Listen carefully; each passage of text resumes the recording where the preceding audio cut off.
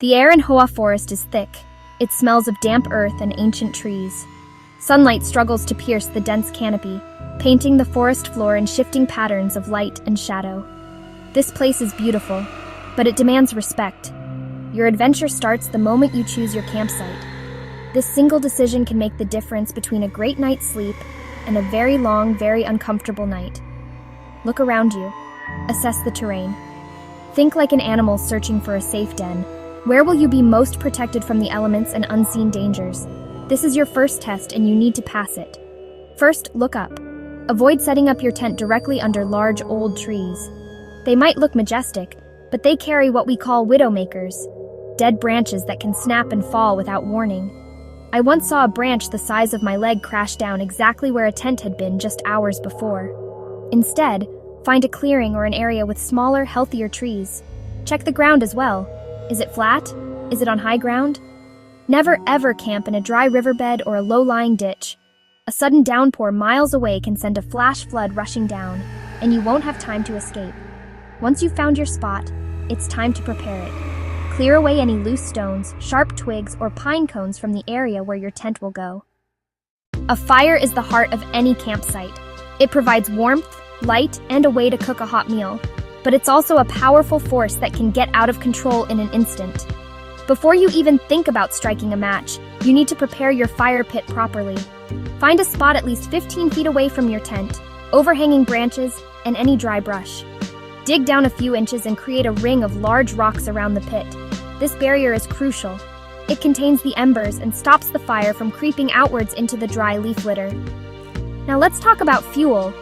Gather only dead and downed wood. Never break branches off living trees. Collect tinder, kindling, and larger fuel wood.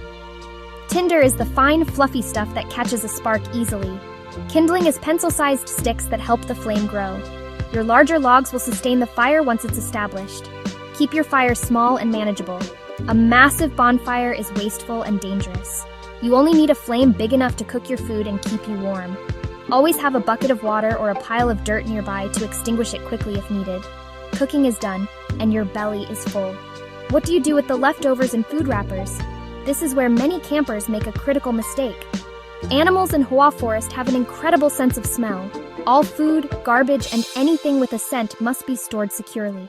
The best method is to use a bare canister, or to properly hang a food bag at least 15 feet high and 10 feet away from the tree trunk. When it's time to sleep or leave your campsite, your fire must be completely out. Douse it with water, stir the ashes with a stick, and douse it again. Feel the ashes with the back of your hand. If they are still warm, the fire is not out. Repeat the process until it's cool to the touch. A single stray ember carried by the wind can ignite a devastating wildfire. Remember the rule: if it's too hot to touch, it's too hot to leave. The trails of Hoa Forest call to you. They wind through towering trees, across bubbling streams, and up to breathtaking viewpoints. But stepping onto that trail means leaving the relative safety of your campsite behind. Your most important tool out here is not your knife or your fire starter. It's your brain. Before you take a single step, you need a plan. Know where you are going. Study a physical map of the area. Don't rely solely on your phone, as batteries die and signals fail. Tell someone back home your exact route and when you expect to return. This is your lifeline. Always hike with a buddy. A simple twisted ankle can become a life-threatening situation if you are alone. With a partner, one person can stay with the injured hiker while the other goes for help, or you can support each other to get back to safety. Stick to the marked trails. They are there for a reason, to guide you safely through the terrain and to protect the fragile forest ecosystem.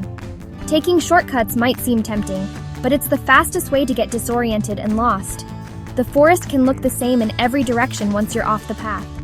Hydration is non-negotiable. Your body is a machine and water is its fuel. You need to drink water constantly, even before you feel thirsty.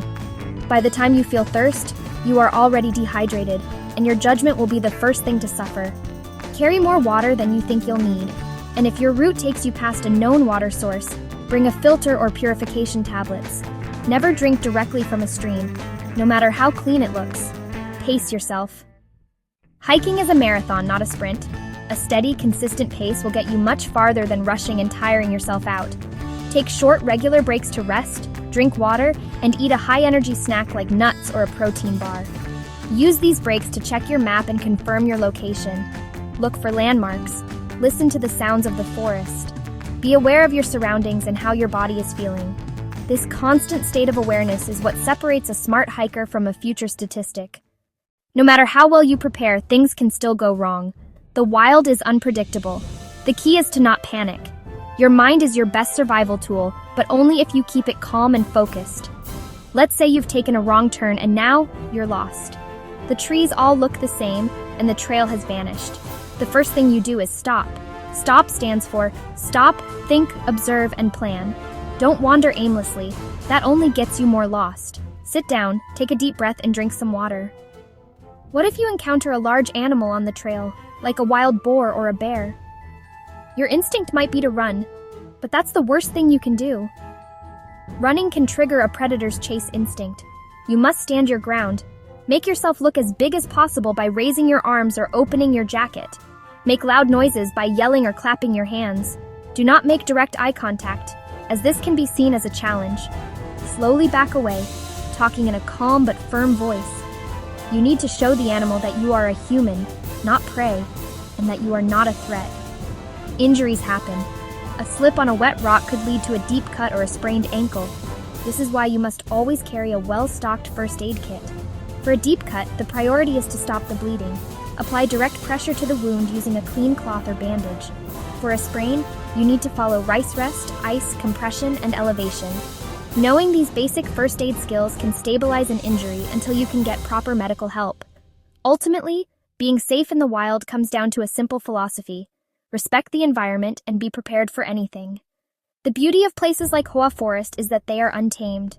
By following these principles, choosing a safe camp, managing your fire, hiking smart, and knowing how to react in an emergency, you're not diminishing the adventure. You're ensuring you'll be around to have another one. So get out there, explore, and push your limits. But do it with knowledge and respect. That is the true path to survival, and the ultimate way to enjoy the wild.